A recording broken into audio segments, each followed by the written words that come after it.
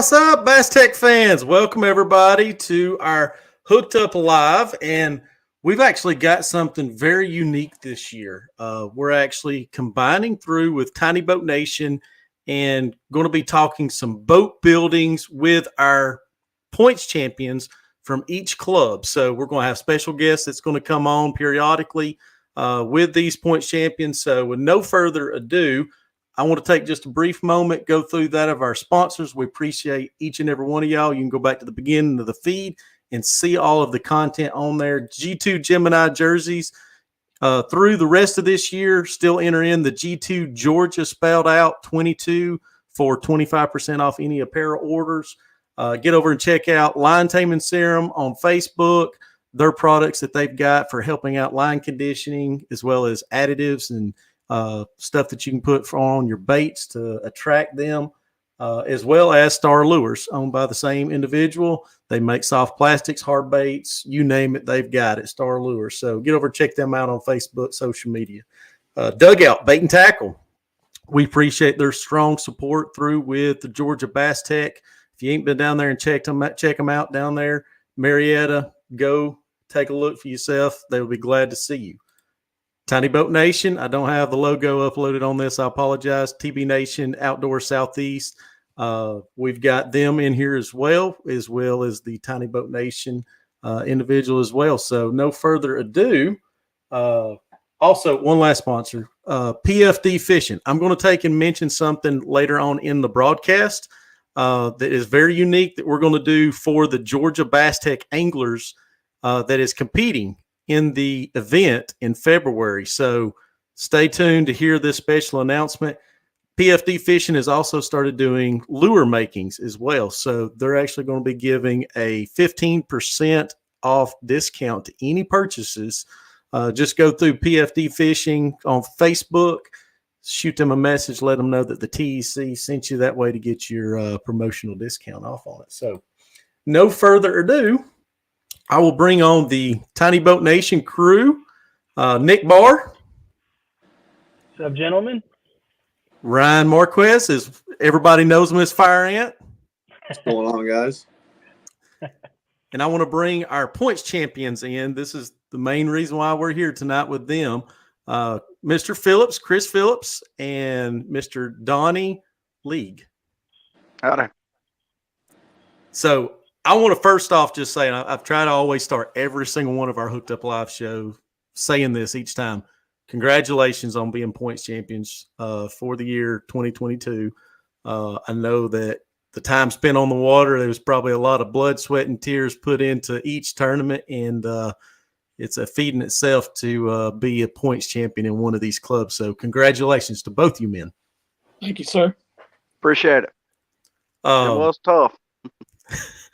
So we have a unique thing, and we're kind of going to dive right into it right off the bat with Tiny Boat Nation's involvement here. Ryan is at the actual store, Tiny Boat Nation Southeast store. So if you got any questions relating to EPropulsion products, he is more than glad to fill you in any questions. Nick's on here as well that might be able to handle any other questions as well about with the EPropulsion. So if you got any questions, feel free, drop us a comment in here. First off, do us a favor, hit the like button, share this feed out as much as you can, so that way we can try to reach as many people as possible. So that way, if they want to purchase anything through with the Tiny Boat Nation folks, EPropulsion products maybe, they can get on there and check it out. So Chris and Donnie. Yep. Donnie, you have... Or I'm sorry, Chris, you have done something unique. You've went through, tell me about your boat, what your plans are coming up soon. Well, I've gutted the boat.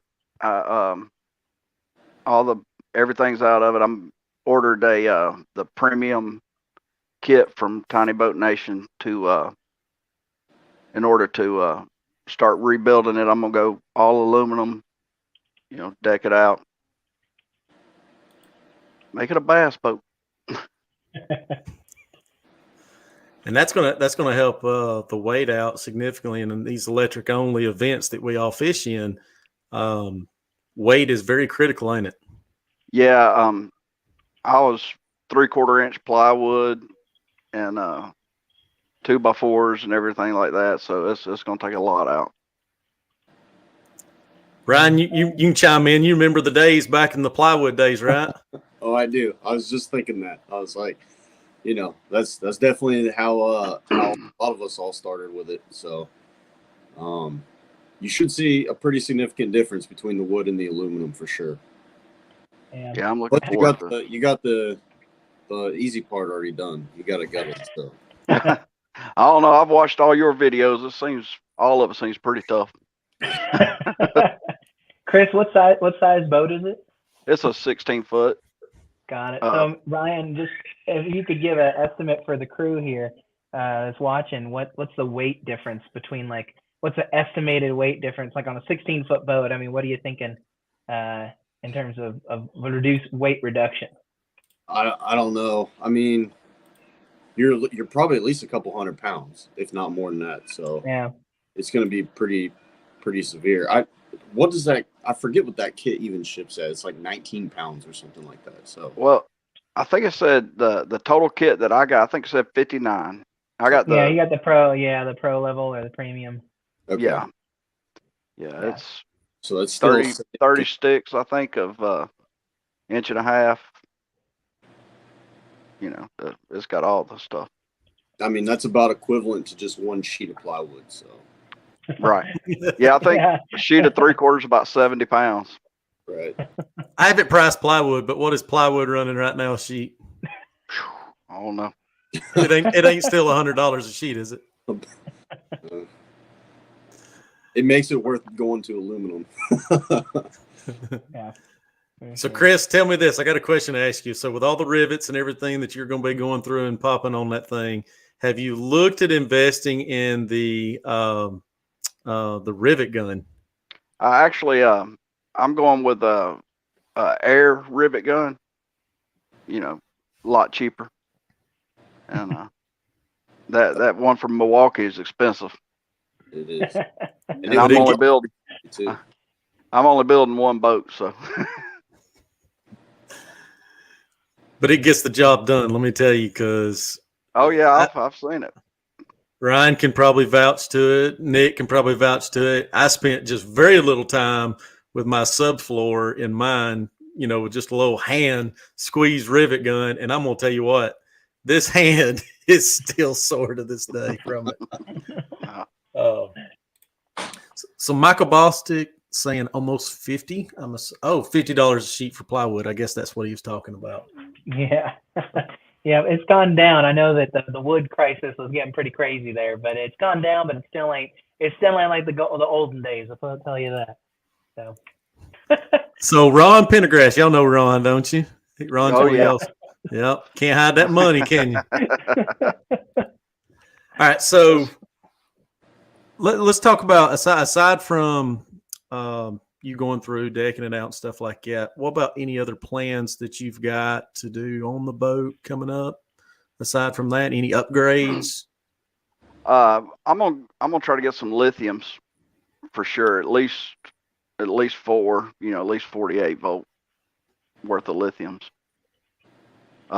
We run 2 older Briggs and Stratton motors, and right now we're running 8 lead batteries, so it's heavy.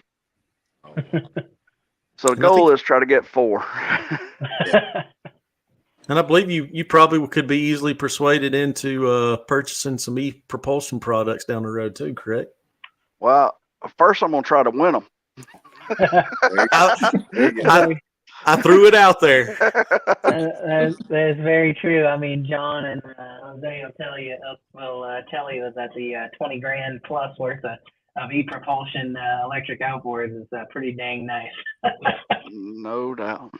They're we were just chatting with them, and they're looking at redoing their build as well to be able to fit the batteries in there and kind of build the boat around the motor. But of course, they have the luxury when you win the tournament.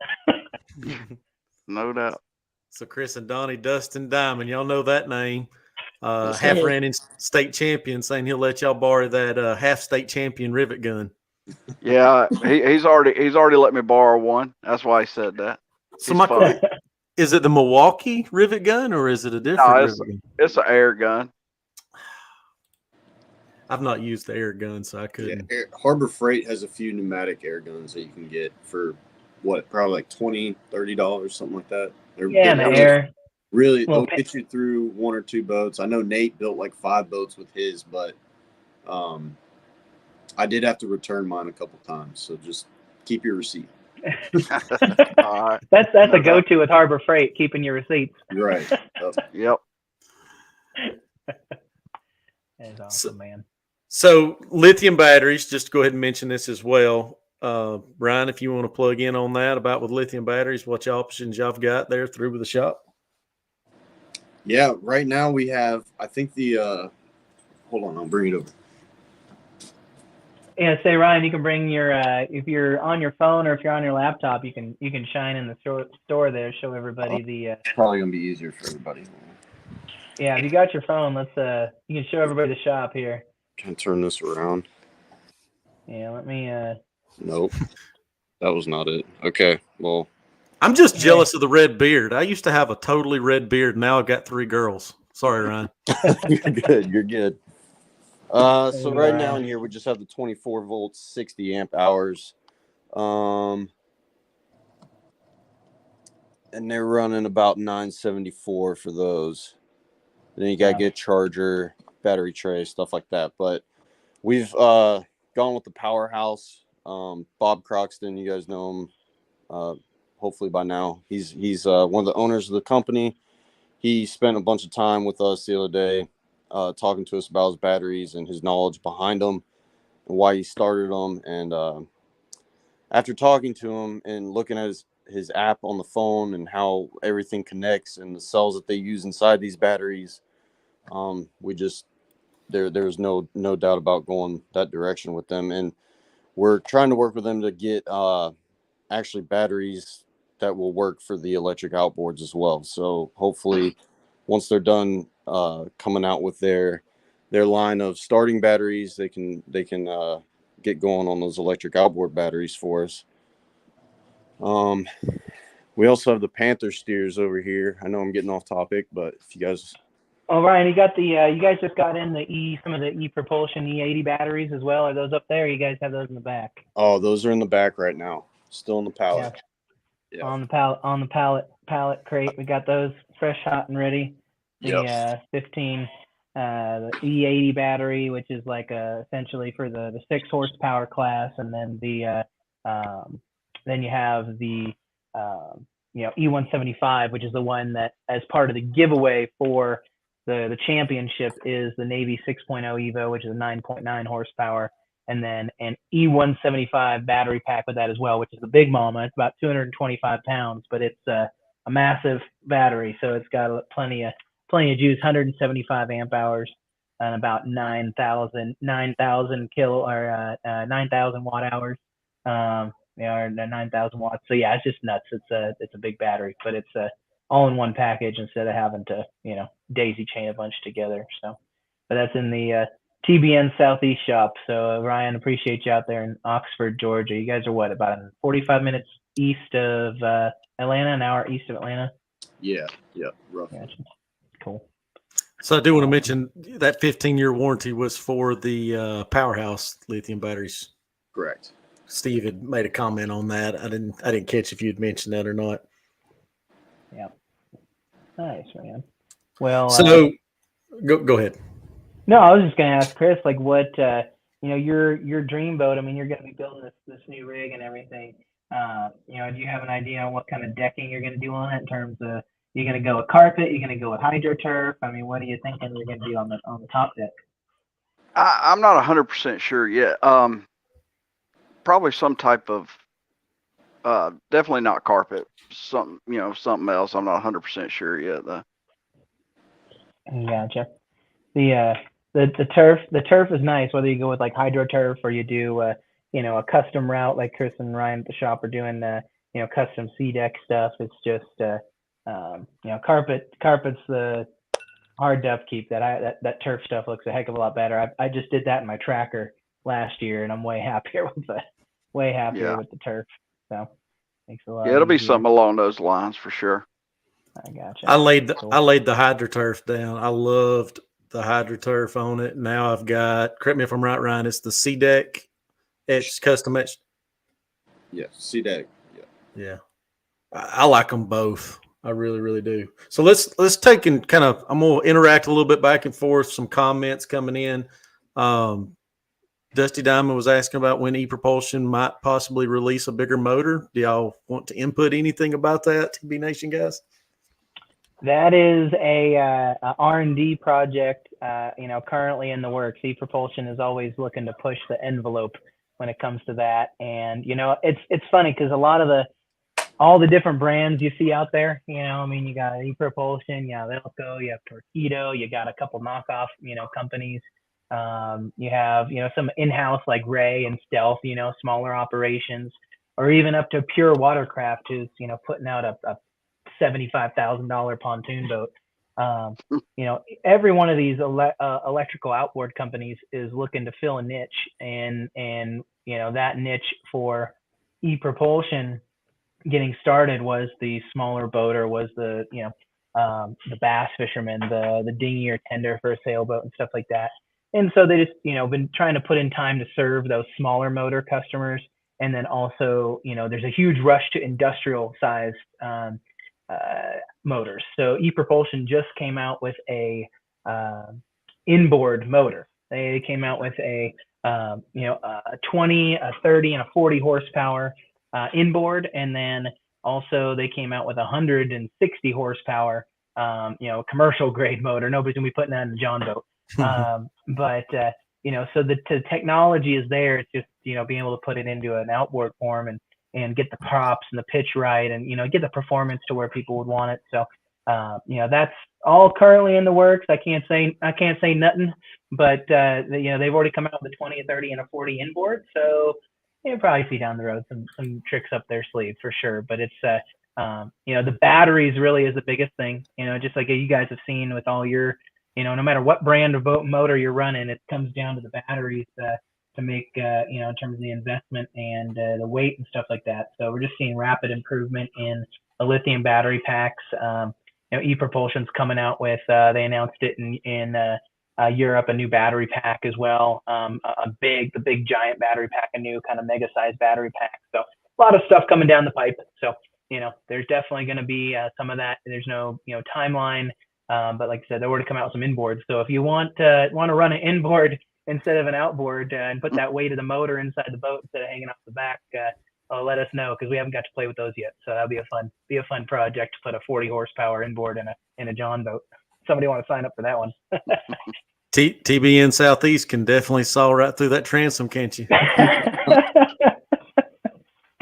That is a nerve-wracking experience, seeing a transom come off a boat. Maybe that's just me. But so Ron's got a question for Chris and Donnie. Let's touch base on this a little bit.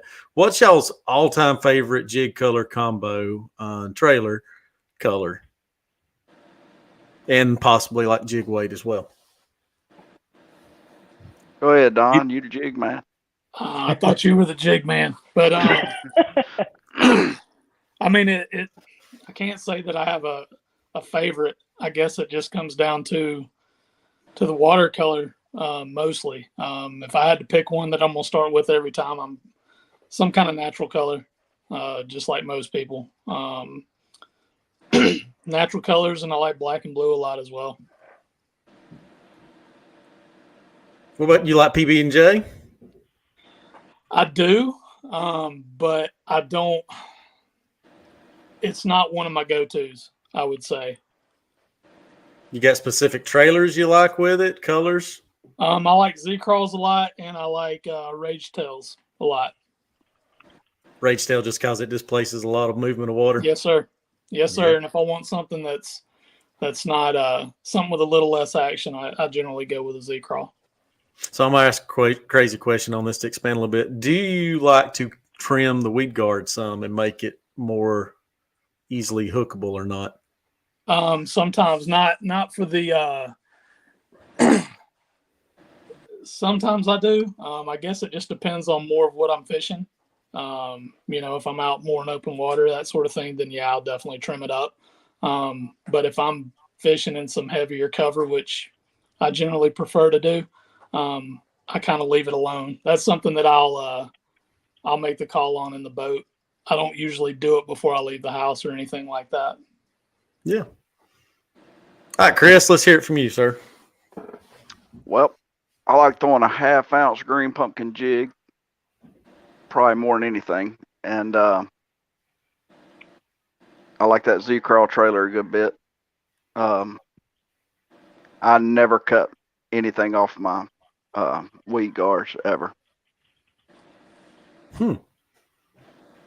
Well, No cutting of the weed guard. Nah, usually when I'm throwing a jig, I'm usually, I got some heavyweight stuff on, so I ain't really worried about, getting a hook in one. That's almost sacrilegious, man, unless you're fishing in California Delta with grass or down in Florida. So I commend you on that, because I would lose way too many fish. In my brain, I would think I'd lose way too many fish by not cutting the weed guard down or thinning that baby out a little bit. That's probably why I lose so many dang jigs. So let's hear it from both of y'all. What's your favorite line to match with your jigs? I like that Braze X. Usually 20 pound. I'm the same. Sweet. Yes. Set between 17 and 20. Yeah. I mean, if I'm at somewhere like Lanier, somewhere like that, I'll drop down to 15, but it's usually 20 pound. Do you ever go to like finesse jigging some? Yeah, we did it more this year than what we've ever done before, actually. And it worked out pretty good at a couple tournaments. So, yeah, when I do that, like I said, I go to about 15 pound, Yeah. So Daniel Nicolai, y'all know that name. This man is telling y'all congratulations. No, thanks, sir. Thank you. So you saying the rod what again? I usually use a pretty, stiff 7.5 foot, 7 foot heavy action rod. Like I say, when I'm jig fishing, even with a finesse jig, I throw a pretty heavy rod, throw it on a pretty heavy rod. Yeah. So let's hear about y'all's season. Y'all were points champion. I don't remember how many events. And Xtreme Jon boat. I'm sorry, I didn't probably mention that in the very beginning of the show. You're a points champion with the Xtreme Jon boat club. So, how many events did y'all fish last year? Was it 9, 10? It was 10 regular events in the classic. So did you have out of those events like a memorable, monumental catch, something that y'all felt like was a turning point for the season, or something of a memory? A couple of them. One of them was at Varner. We pull up to our first spot, first cast. Donnie catches one about 4.5 pounds, and that started that day off pretty well. We went on to win that one, and he wore him out that day. And probably the other was at J.W. Smith. We made a good call about halfway through the tournament. We weren't doing anything, and made a call, went down the lake and got on them, and just had a pretty good day. Extended, got our lead out there a little bit. What you, Donnie? What do you feel like? Those are two of them for me. Unfortunately, I'm more of a pessimist. The mistakes tend to stick with me a little more than the victories. I think about the ones I missed that could have won us the tournament or could have got us some more points and that sort of thing. But I agree with both of Chris's. And he talked about making that call. He's the one that makes those calls a lot of times and puts us in the position to either turn a bad day around or something like that, or get us started off in the right direction. And he's really good about that. Do y'all feel like there was a moment in the season that you wished some things might, like something you could have done differently, possibly? Off the Rocky top of my Mountain.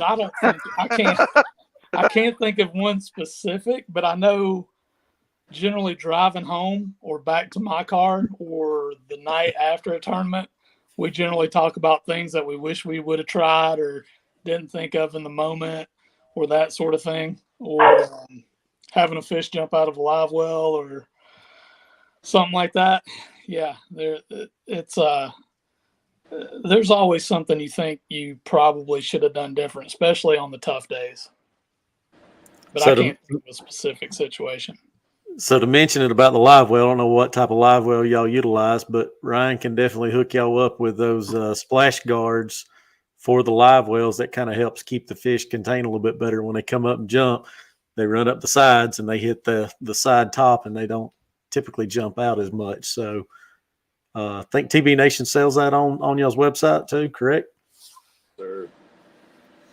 Yeah, after that happened, I rigged up a plexiglass across the top, and we didn't have that happen again. So that was a learning experience for sure.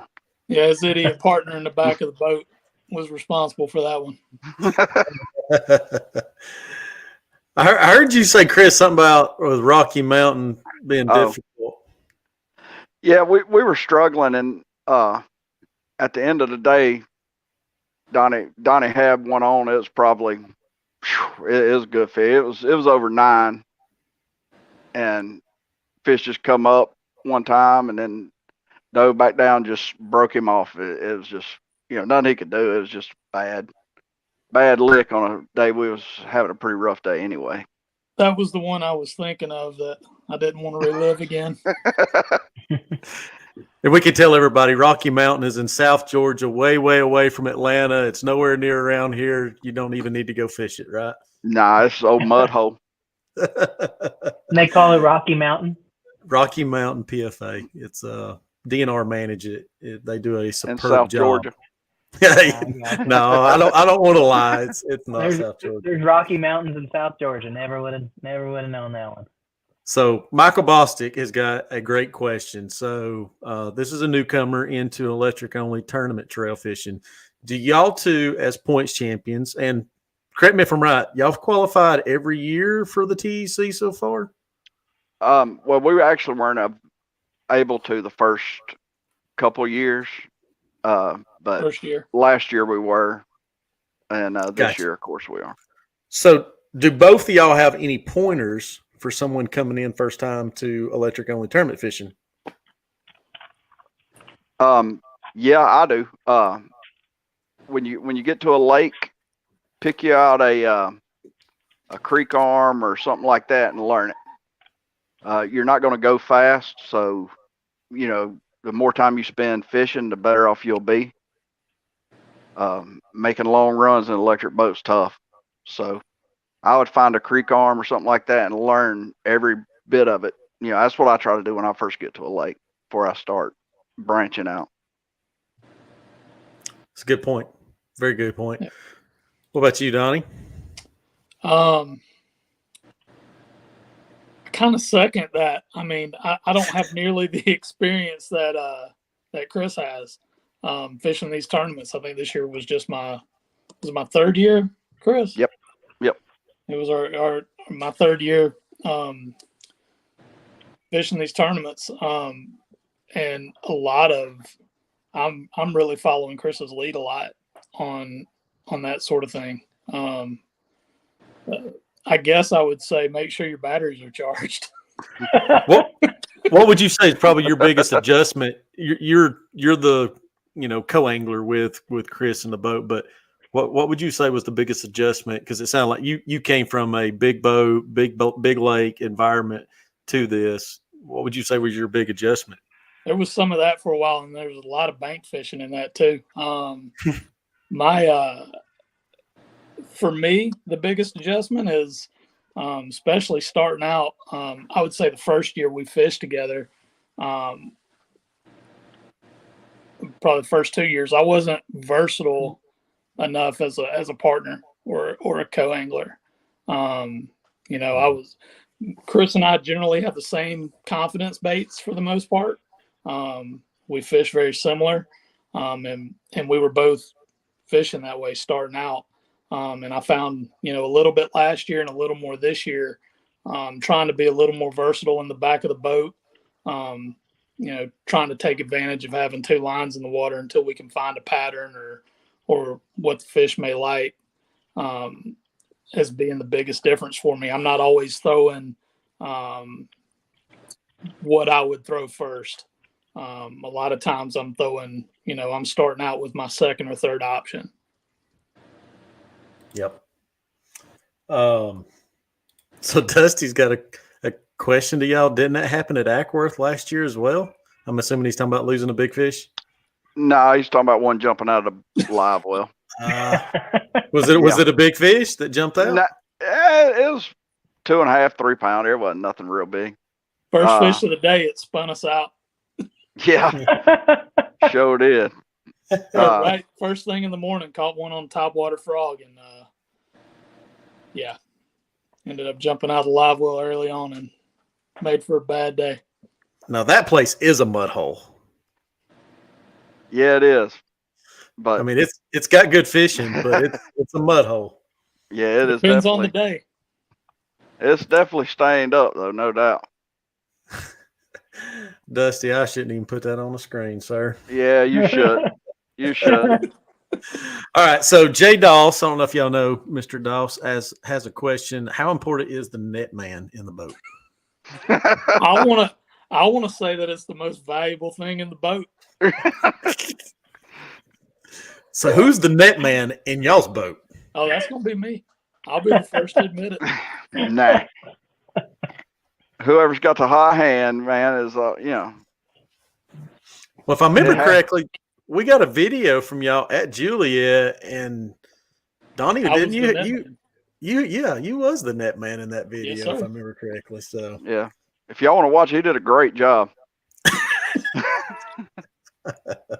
Best in the business. That's awesome. You guys need to see the Rapala ad with the Netman action figure. That's what you need. You need the Netman action figure in the. I'm gonna glue that to my dash. So I'm gonna take a brief pause just for a moment. I want to take in mention something and play an advertisement just for a split second. We have coming up in January our banquet. It's going to be an open event for all the qualifiers for the Georgia Bass Tech, as well as anybody else that would like to attend it. It's a free event, but we're going to have a night. It's going to be called the Nights of Lights. So 100% fundraising. All of our proceeds that we receive is going directly to the Shriners organization. So really great cause, fun night. We're going to have the state champion as well as previous state champions there. Tiny Boat Nation's going to have some representation there as well, some booths set up. It's going to be a real fun night. So I'm going to take just a brief pause for just a moment and give that intro to it so that way y'all can make sure to attend it if you can. There's no telling what electric Jon boat fishing could turn into. Taking this TEC to a much higher level. This is the best anglers in the state. The TEC's the cream of the crop. Need a lot of folks with similar interests in different parts of the state. It's a community experience. We enjoyed every second of it. It's a super big deal for us, something we won't forget for a very long time. Something we absolutely will never forget. Yeah, I'm still over the moon. It's amazing. Let's get up there. Come on. Unbelievable. Community to Jon boat fishing that it's become, especially here in Georgia, it's an amazing thing to see. We enjoyed every second of it. Thank y'all for just bearing with us just for a second on that. I wanted to put that advertisement out there. So everything will be up on our website, Georgia Bass Tech. Get over and check it out. Meal tickets, we're going to allow up to 200. I think we're probably about halfway there for meal tickets. So make sure we'll be opening that up very, very soon. If you want to make donations to it for a good cause for the Shriners organization as well, go to the website, send us an email. We'll be more glad to set you up on that through a Georgia Bass Tech. So let's take a brief moment and talk EPropulsion product if you want, Nick, Ryan. Yeah. Prime time, you're there through with the shop, the store, sorry. Shop and stores there together. So I'm always used to going there to getting my boat worked on and calling it the shop. So with the store there, if you want to take and go through and show some product line through with EPropulsion.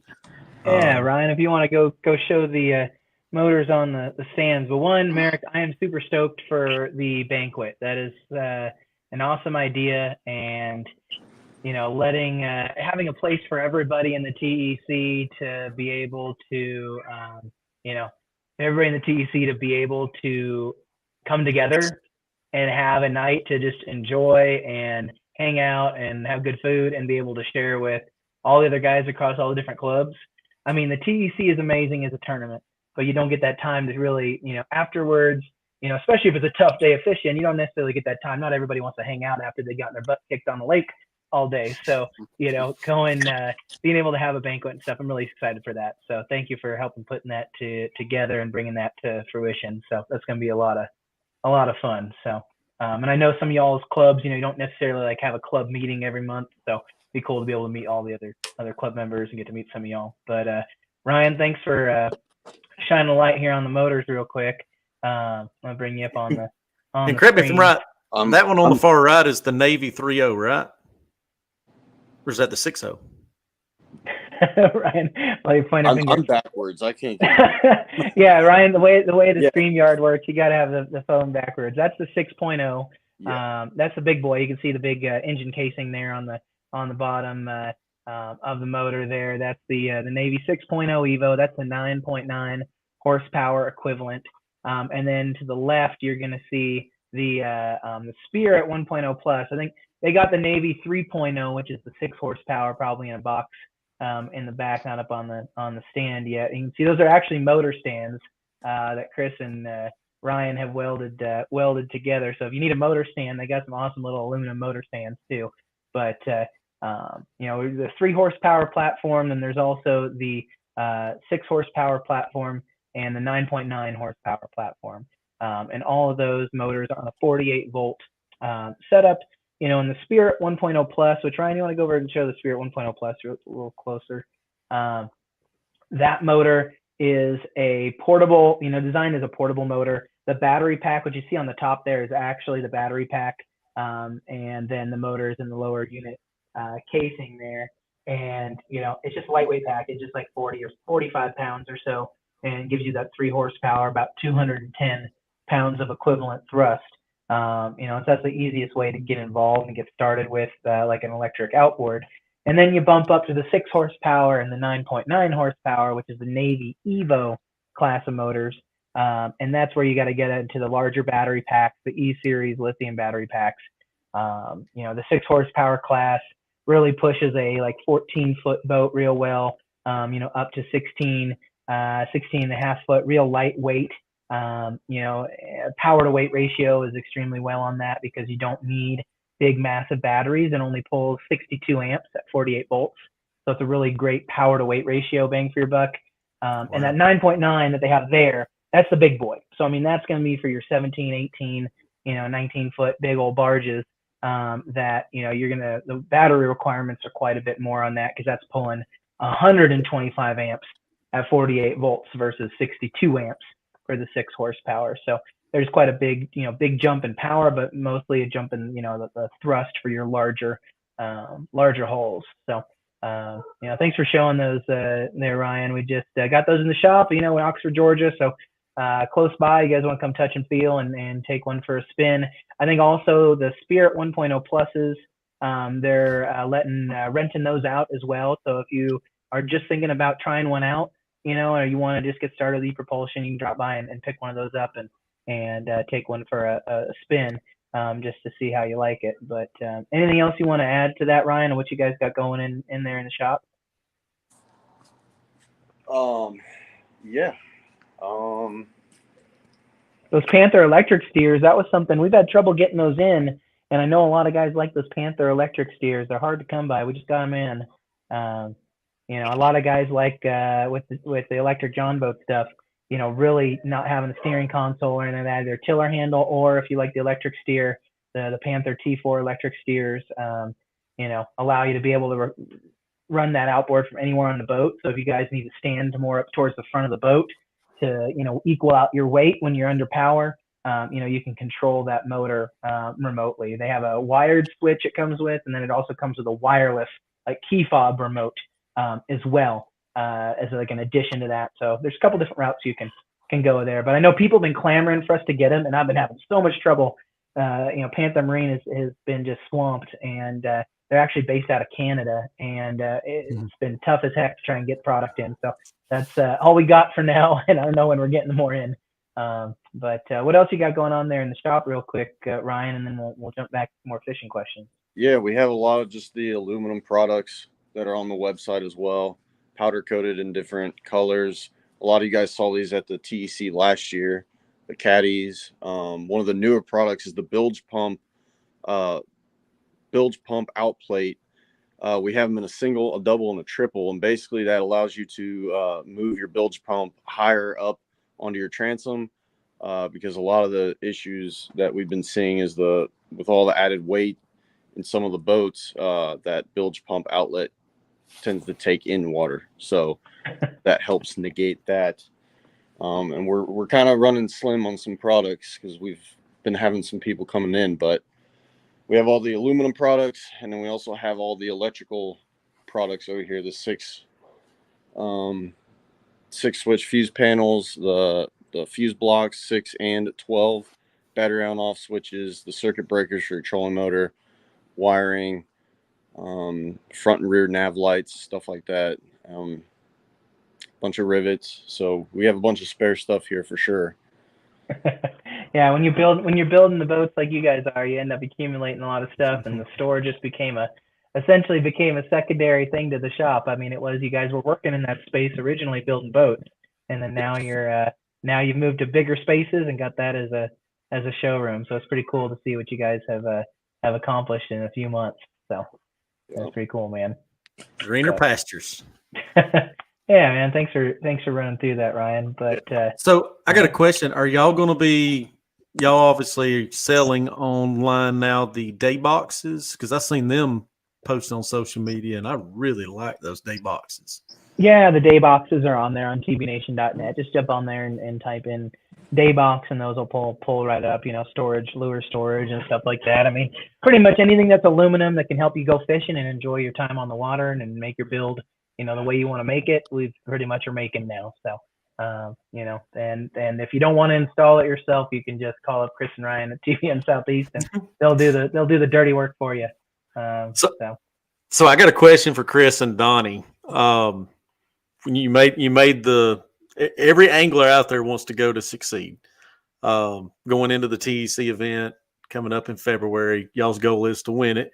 Have y'all already thought with the boat build process for the back hatch to be able to accommodate a larger style battery pack to be able to fit into it?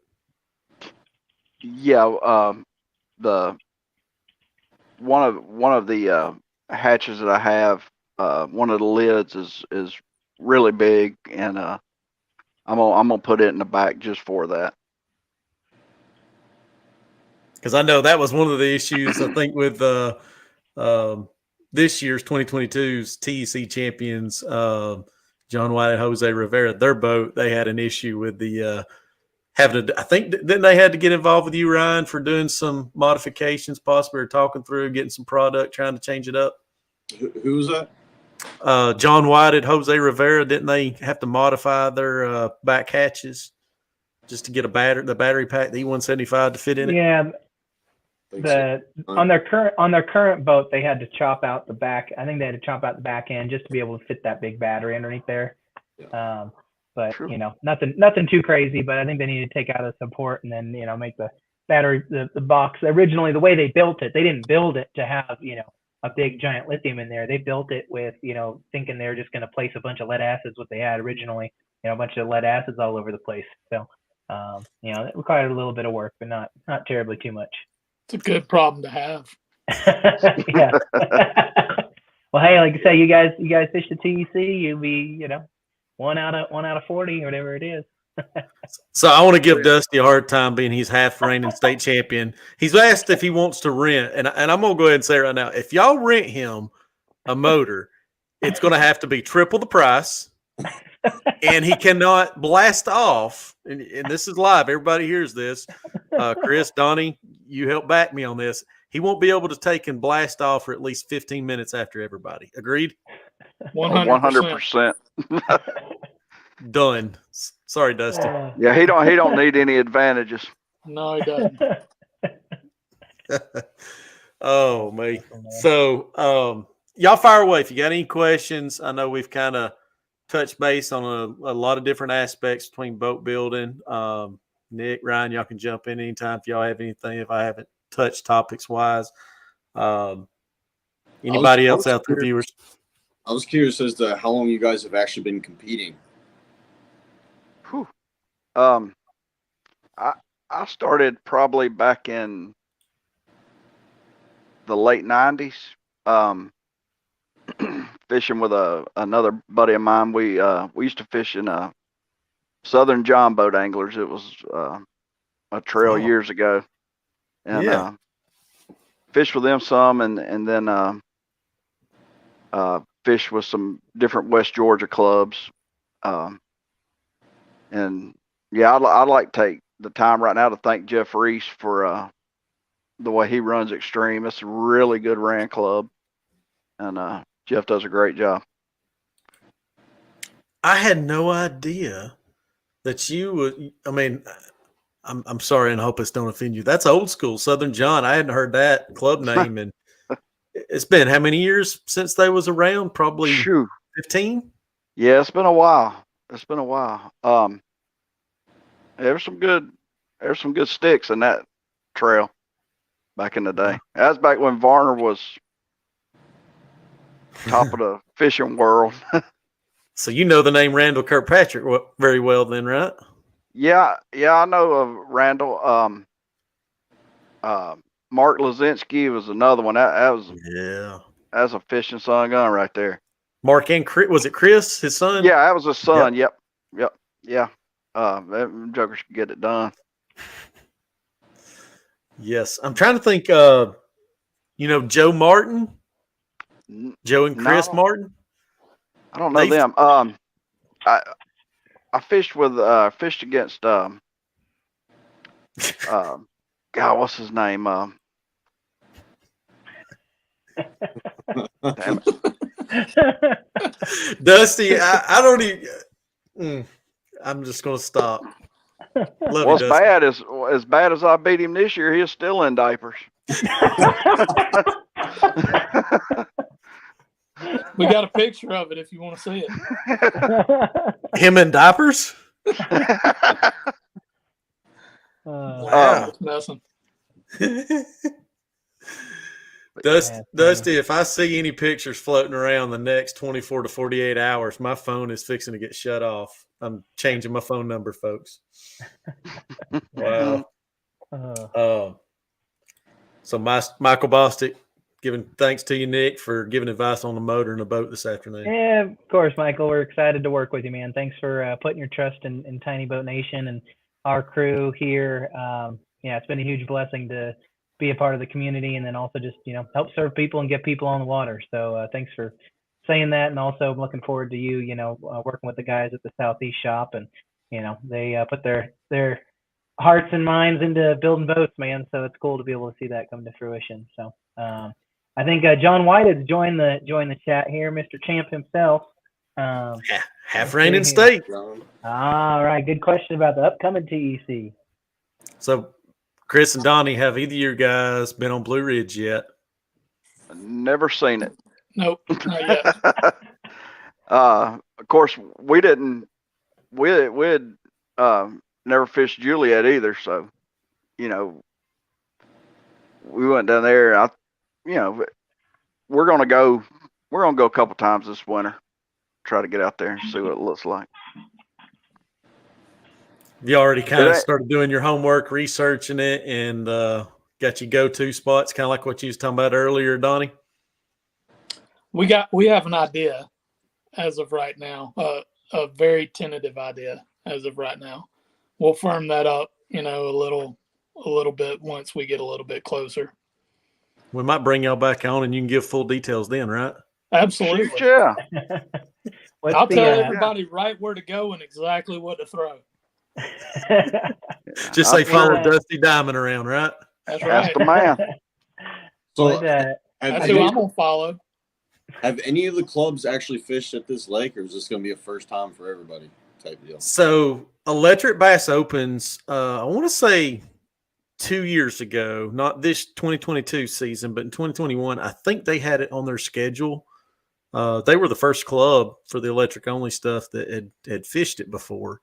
They fished it in the summer months, if I remember right, or it was definitely post spawn. But rest of us clubs, none of us have ventured to putting it on schedule and fishing it.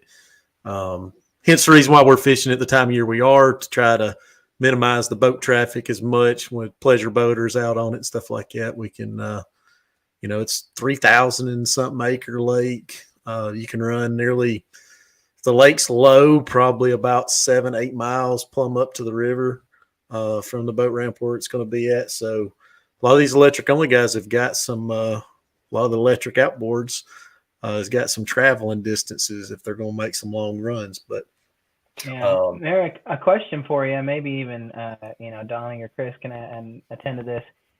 I was looking on Google Maps because, I live out in the desert, so I don't get to fish too much anymore. But I was looking at Google Maps and taking a look at this lake and looking at the layout. And it looks like it fluctuates quite a bit. It's got a good fluctuation to it throughout the year. Do y'all know, kind of have an idea what that water level is going to look like in late February? Is it going to be, is it going to be filling up and getting towards the high point with the runoff coming from the mountains, or is it going to be low? Like on Google Maps, I think it looks like, about 20 feet low or 15 feet low on Google Maps from when they took that picture. So it just depends, just like what you're saying for the rains going into the first of the year. Right now here in Georgia, we've been having quite a good bit of rain. A lot of the rivers are actually coming out of the banks.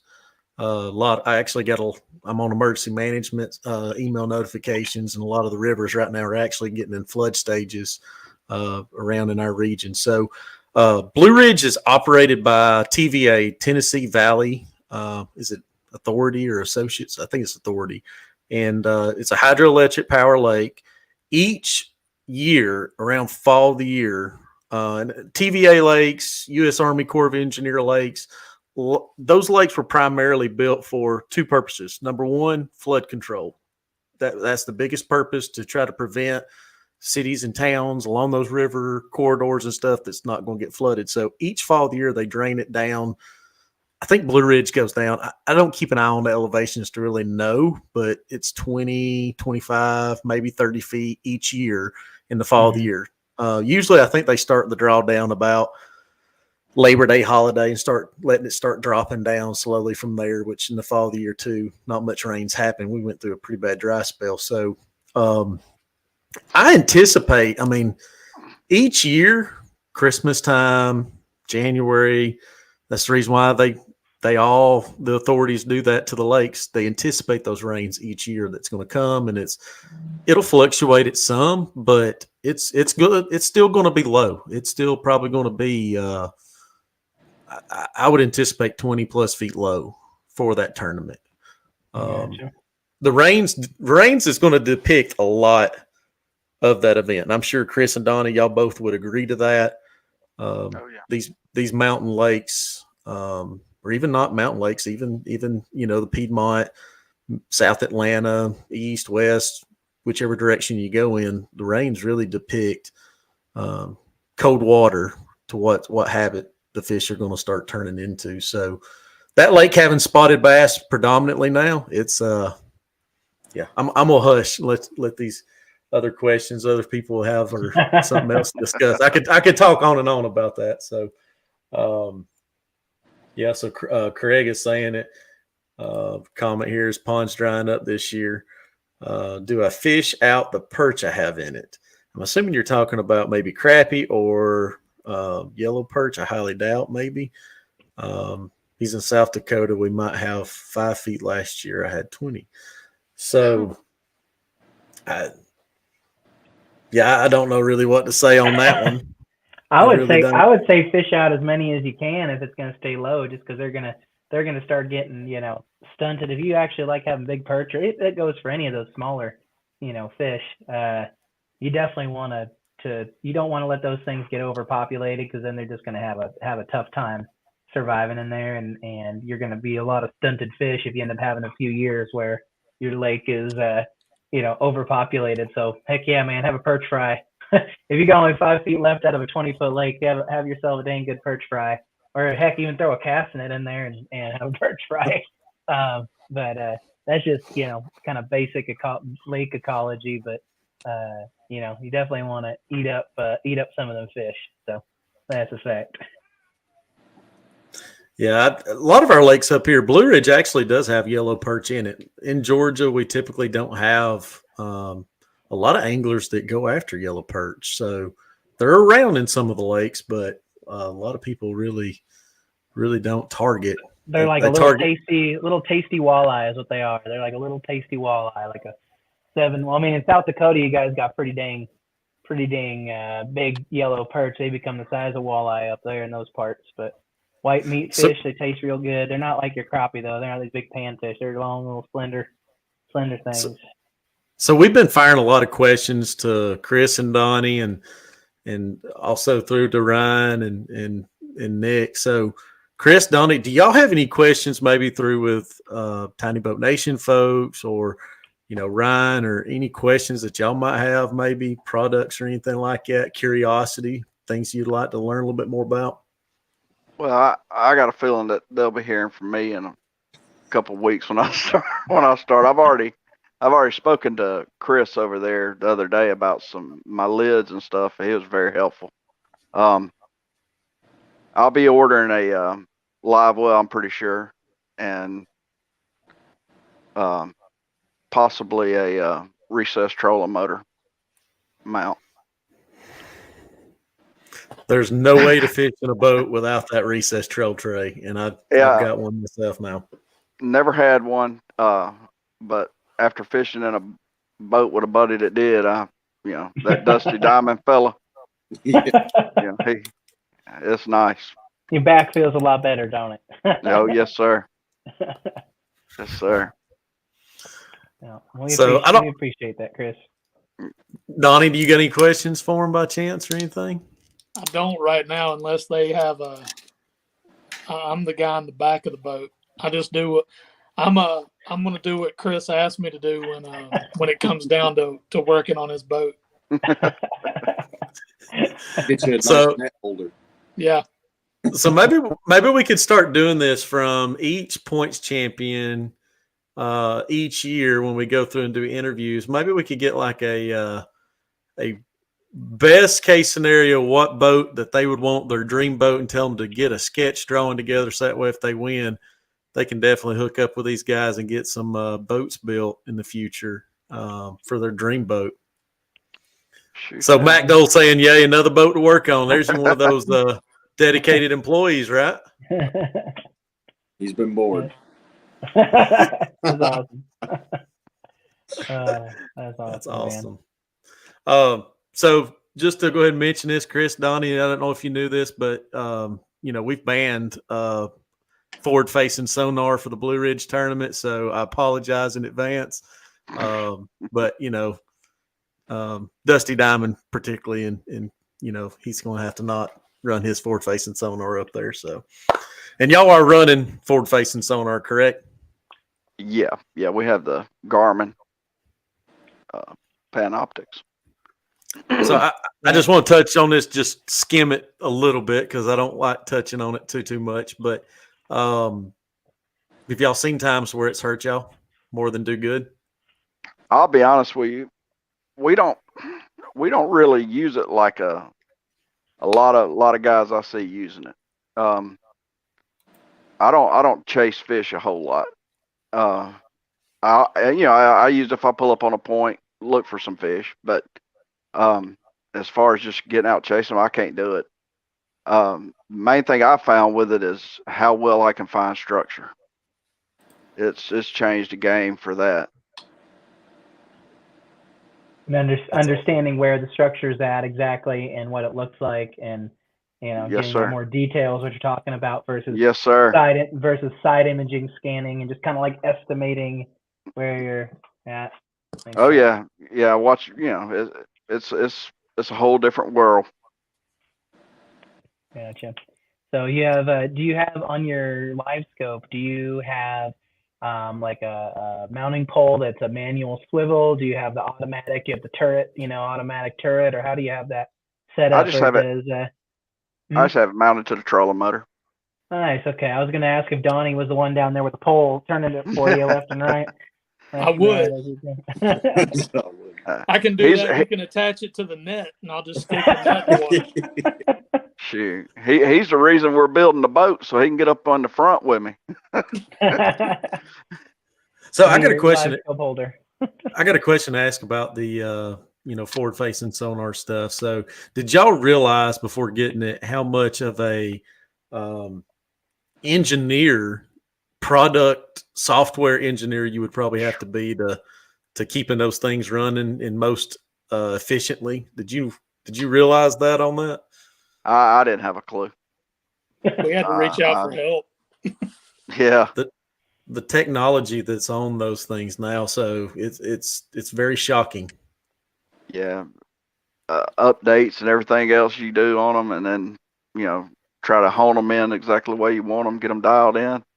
Mm-hmm. It's wild. You pretty much have to reset it up for every lake, just about. Yep. Dirty or clear, or, wind blowing messes it up a little bit, and but definitely with the stained water and clear water, there's a big difference. Interesting. Do you think that's a like readings, like a reading deal where the density of the water and all the the cloudiness of the water is causing an issue with the clarity of the return, or is it something else? Yeah, it shows. You can actually see. It's almost like you can see the turbidity in the water. Yeah, like the algae and you can see kind of those half solids in the water. Yeah, and you can go down on some of the sharpness, stuff, and get it dialed in pretty good. Mm-hmm. But like I said, we don't use it like a lot of folks do. But I'll tell you what, it helps. It helped us out a lot this past year. It's the first year we've had it. Yeah. So I do at least want to say. Go ahead. I think that the biggest difference, because me and Chris will both admit that the dirtier, the shallower, the more we like it, both of us. But with having it, like he said, you won't see us chasing fish, but it also adds a level of confidence when you are throwing at structure that you can actually see fish on. It changes things that way as well. It changes your confidence with each cast when there's fish there, instead of before we had that, when you were casting to something that you thought might be holding fish, but you didn't know for sure. Right. Yeah. So to expand on that a little bit, question's been asked by Mac Dole, and I'm thinking he meant to say it like this. Do y'all think that the live scope or the forward-facing sonar might possibly be banned in the future? Do y'all see that as a possibility? I think they've let too much money be spent on it already. I don't think they'll be able to pull that out of people's boats without causing an awful uproar. You still got to catch the fish. Yeah. It's been said throughout our group and the different clubs, different members that I've talked to in since, the creation and coming out of the forward facing sonar stuff, a lot of guys is very interested in holding a tournament, whether it be a pot tournament or whatever. Go back to the original days. No graphs, period, allowed. And I was joking earlier about the ban of the forward-facing sonar at Blue Ridge, but it would be an interesting concept to just say, all right, guys, turn your graphs in. You're going to the lake, old school style. Lick your thumb, hold it up, and you're going to have to figure it out that day. I'd be down with it. That sounds like a special shootout event that needs to happen. The old school Bass Classic sounds like there needs to be another TEC event in the future with no electronics needed. I think even with if they banned live scope, for instance, that it would still be a great tool, like you, Chris, and Donnie had talked about, learning the lake and learning the structure, and like maybe not necessarily using it on tournament day, but using it as a tool. Yeah, and exactly the same way that the underwater cameras and stuff like that, those have been around for 20 plus years now. The underwater cameras, like they ban those technically, at least the Bassmaster, they ban those during tournament day, but you can go to your spots, during practice and scope down there and be like, oh yeah, there's 20 fish of 6 pounds apiece swimming around on my spot, So I'm a little jealous. I don't have live scope, or I don't fish enough right now to warrant jumping into live scope. But that's the next on my list someday is getting those live scope units. But man, it's crazy what they've done with the electric, the turret, and then the Minn Kota version too now, where you lock it on, and it's like I ran whose boat I was on, running that, and it's nuts. I mean, just to be able to see that thing working and be able to stick and stay with GPS positioning, it's like, I mean, the Army don't even have that technology in a lot of things, man. So it's, I tell you, pretty wild to me, the biggest thing it's done is taking people that weren't good offshore anglers and made them good offshore anglers. If you take like the pros, Kevin Van Dam was one of the best, because he was a great offshore angler. And now that they have that live scope, all those other guys are catching up to him. And a lot of them are surpassing him because of it, because, they can find all the stuff he could, that he knew. They can go out with that live scope and find. I think it's even the playing field on that a lot. Yeah, the higher at the top end stuff. So I'll just make a comment here. I'm sure Merrick will probably cut off Merrick here, but if you guys got questions, make sure to jump on the chat and comment, whether you're watching us on Facebook or on the TBNation Outdoors YouTube channel, or the Georgia Bass Tech YouTube channel. If you got, we're going to be wrapping up the show. You got questions, put them down in the chat, and we're going to be happy to answer them.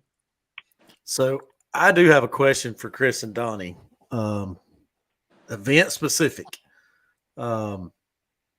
Lake Blue Ridge does have multiple species. They got predominantly now spotted bass, very good, healthy population of largemouth and in good size quality, as well as still some smallmouth population left in the lake. It's not as good as it used to be 15 years ago because of the introduction of the spotted bass illegally into the lake. But do y'all have like a game plan going into it, wanting to maybe specifically target one of those species more so than the other going into it in February, pre-spawn, coming into the post-winter feeding up frenzy? Do y'all have kind of an idea if y'all wanting to target? Probably spots. That's probably what we'll target, spotted bass. I would love to find some, up shallow largemouths, but I just don't know if you're going to be able to find them, or if I'll be able to. What do you think, Netman? I live by Lanier. I love catching spots. So that's I really enjoy catching spots. I don't know. It depends on, when we get up there and get to fish it and get to practice a little bit. It more depends on what we find. But I'm with Chris. Before I get to lay eyes on the lake or anything, we'll probably target spies. So I'm going to let the cat out of the bag. If folks didn't know this, Lake Blue Ridge does have a healthy population of blueback heron in the lake. If y'all didn't know that already, you know it now. I know there's threadfin, blueback, possibly even gizzard shad. I'm not 100% to that, but so I ain't asking for a particular spot, but maybe to enlighten maybe those folks, being there was a question asked tonight about being a newcomer coming into electric only stuff, and maybe that individual hadn't maybe targeted spotted bass. What are y'all going to look for maybe in February? Do y'all have like certain key transition areas or certain structure to the composition of the bottom of the lake? Do y'all have maybe something you can throw a bone at of something y'all like to target maybe that time of year to throw a bone to somebody to help them out? Yeah. I think it's probably going to be one offshore more than likely, but you know, I'm probably going to start off the day fishing steep banks, you know, any kind of sharp drop, bluff walls, throwing jerk baits and things like that, you know, just to start the day off. When I go up there to practice, you know, but as the day goes on, I will, you know, we'll go out and check some ledges and, you know, try to find some humps and things of that nature. You know, maybe try to find some brush piles. There are some. The only difficult, and I will say this, the only difficult part about brush piles in that lake, the winter drawdown is going to have it down so low. And I will go ahead and say this, and I probably shouldn't, but they do have fish attractants out there that I don't, if it was DNR or whoever had sunk, they've got maps out there. It shows them. I will go ahead and tell it more than likely because of the winter drawdown, a lot of those fish attractants may be too shallow, possibly. I mean, it could happen. I mean, spotted bass, right time of year, right, you know, variables that come in, they could be up there on the bank. So, have y'all either of y'all, I wanted to ask this a minute ago, but I forgot it. Have either of y'all caught a smallmouth before? Nope. I've never. I'd like to. Yeah, that's a dream of mine. I want to go up to like Mille Lacs or somewhere up there and get after some groanings. So we'll tell you, I mean, there's it ain't far. Tennessee, North Carolina has got some lakes that are very close by that hold a very healthy population of smallmouth bass that a lot of folks travel up and catch them. So it's definitely a Nick, I know you've probably got smallmouth in your neck of the woods.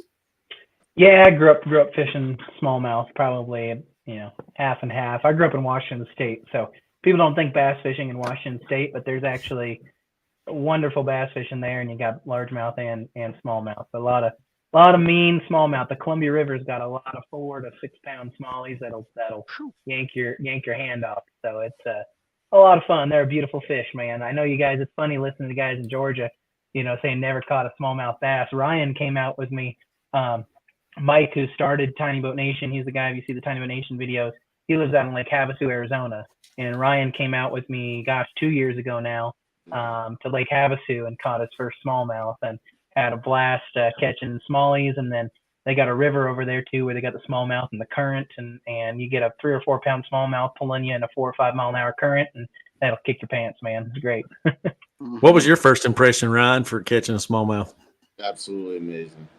It was so fun. We were like bed fishing them in like 30 foot of water almost. Like it was crazy. It was neat. Totally different, but it was fun. Those are some tanks. I know my PB came from Blue Ridge. It was probably about 25 years ago. 5.5 pound smallmouth I'd caught. I actually turned it back. So, but folks, I'm kind of stalling here for a little bit. If you got questions, I've given some ample opportunity. Feel free. We can kind of finish up the show. Again, we have our anglers from Xtreme Jon boat points champions Chris Phillips and Donnie League. So Michael does have one question here, or a statement. Is it me or are the reservoirs fish totally different than a big lake like Lanier? Maybe y'all fish big lakes before, I believe you have, Donnie, compared to some of these reservoirs. I think Chris has probably fished more variety than I have, but I live up here at Lanier, so I've got to fish it a pretty good bit. I don't think they fish that differently. I mean, it depends on what reservoir you're at. I mean, you know how it is. Some of them fish like a small reservoir, and some of them, they fish like a big lake. I think it really depends on which one you're on. But generally, when I approach it, I kind of approach both the same way for the most part. Chris, what about you? I think it all depends on if there's grass in the lake. If there's grass in the lake, them bass, they'll be shallow all year long, especially in the little reservoirs where you don't have the boat traffic. You catch them 6-8 foot deep all year. That's the biggest difference to me. Other than that, if your normal lake where you're, standard cover and rock or what have you, they fish about the same. Shoot, yeah.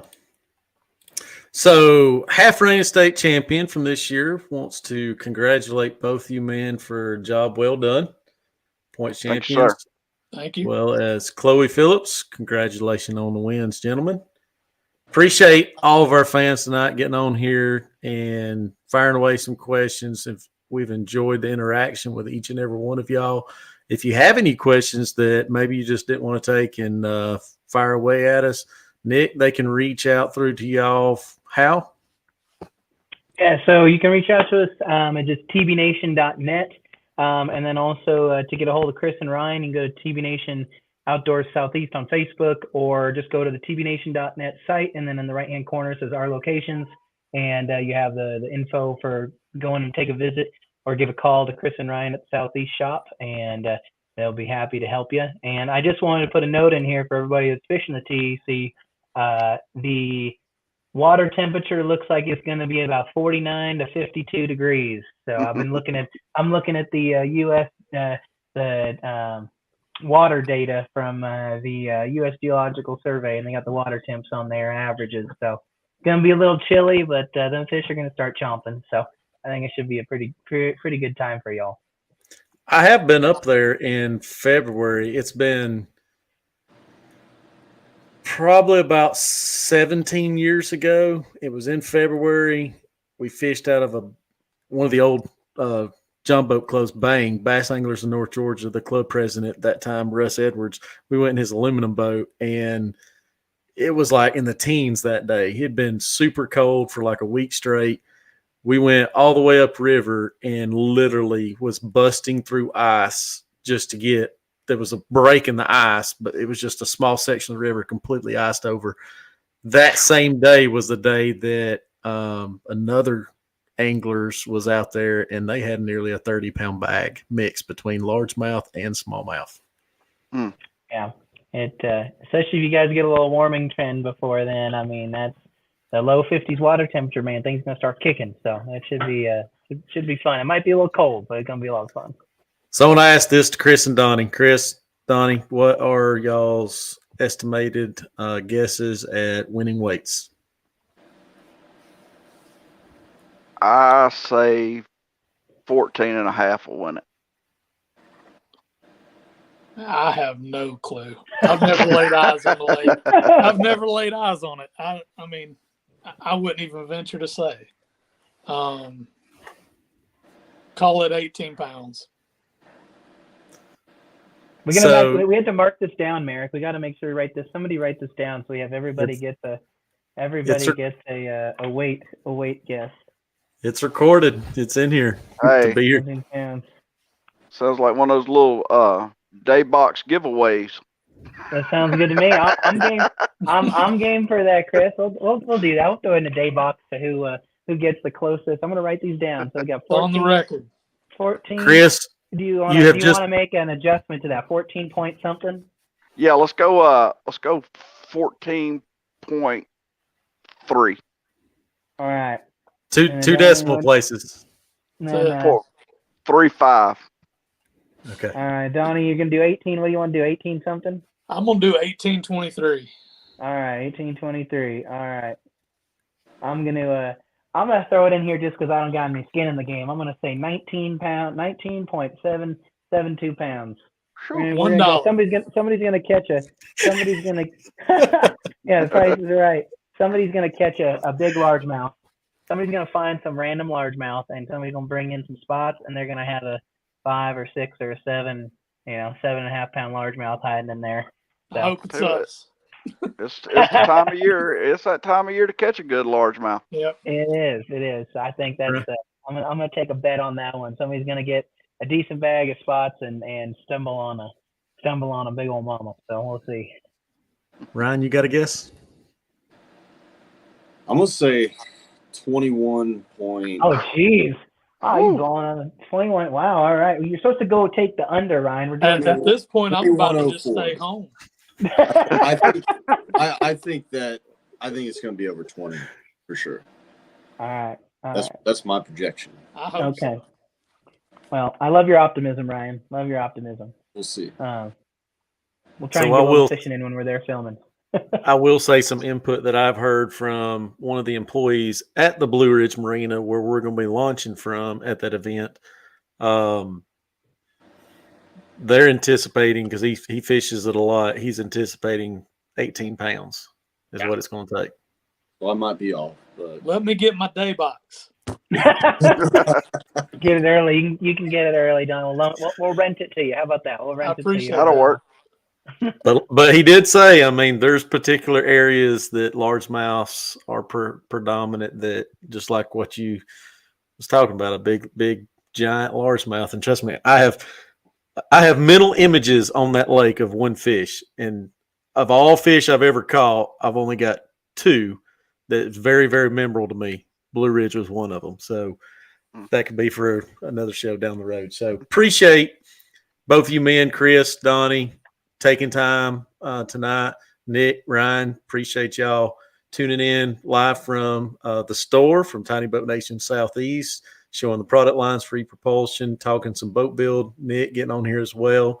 Appreciate each and every one of our viewers taking time out of their night and watching it. If you're watching it at a later date, we appreciate it. If you don't mind, give us a like, subscribe through to all of our channels. We're going to have a lot of shows firing out 2 times a week. We may take a little break around Christmas, but we're going to be firing out a lot of shows back to back with our Hooked Up Live series, and appreciate each and every one of y'all taking time tonight. So I'll go through our sponsor lists again. Thank y'all, men.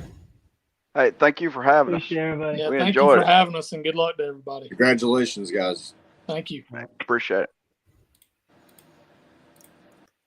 So that wraps up our Hooked Up Live first show for the 2023 TEC event that's going to be coming up February. We'll be going live there for the weigh-in. So make sure get over and check out our sponsors. We appreciate each and every one of them. G2 Gemini jerseys, line taming serum, Star Lures, the Dugout Bait and Tackle, Tiny Boat Nation Southeast, PFD Fishing.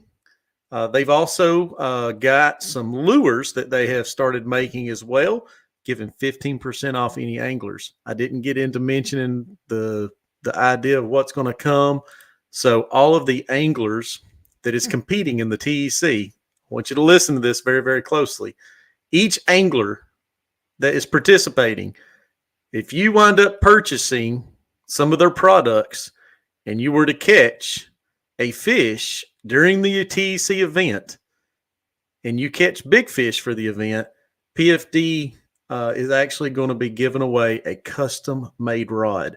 All you have to do is catch one of the fish on their product line. So we appreciate their sponsorship through with us, PFD Fishing again.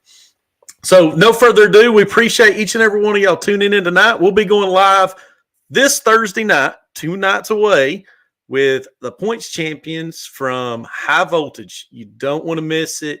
It is a youth angler, father and son team, Team Nikolai. So we appreciate them taking time next week. Appreciate Donnie and Chris.